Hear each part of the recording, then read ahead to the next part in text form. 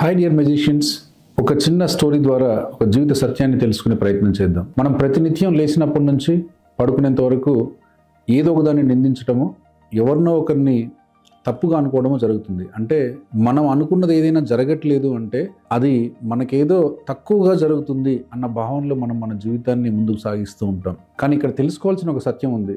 జీవితంలో ఏదైతే మనకు జరుగుతుందో that is happening to the highest goodness. భగవంతుడు సమాన అవకాశాలని, సమాన అదృష్టాలని అందరికీ కల్పించాడు. ఏ కాలానికి ఏది జరగాలో అది జరుగుతూ ఉంటుంది.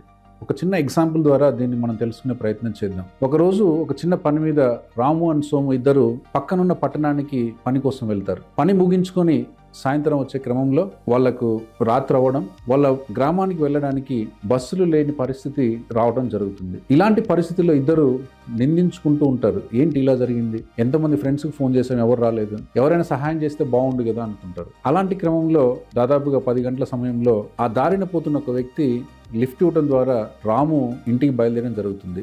దీన్ని చూసిన సోము ఏమనుకుంటాడంటే, నాతోనే ఎందుకు ఇలా అయింది, ఇక నేను ఎలా ప్రతిసారి నాకు ఇలానే జరుగుతుంది అని అనుకుంటాడు. కట్ చేస్తే ఉదయం బస్సు ఎక్కి వెళ్ళిన తర్వాత ఒక నిజం సోముకు తెలుస్తుంది.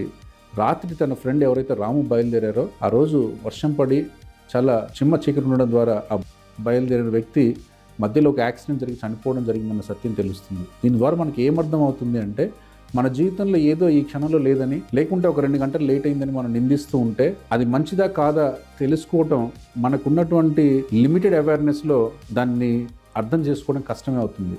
కానీ మనం ఎప్పుడైతే highest goodness and believe in సుప్రీంని మనం తెలుసుకుంటామో, మన జీవితంలో ఏదైతే జరిగిందో ఆ క్షణానికి ఆ పరిస్థితుల్లో అది మంచిదే ఉంటుంది అన్న సత్యం మనకి ఏదో ఒక నాటికి అర్థం అవుతుంది. Believe in God, believe in supreme and experience every moment as a joy and bliss by the supreme God. Thank you all.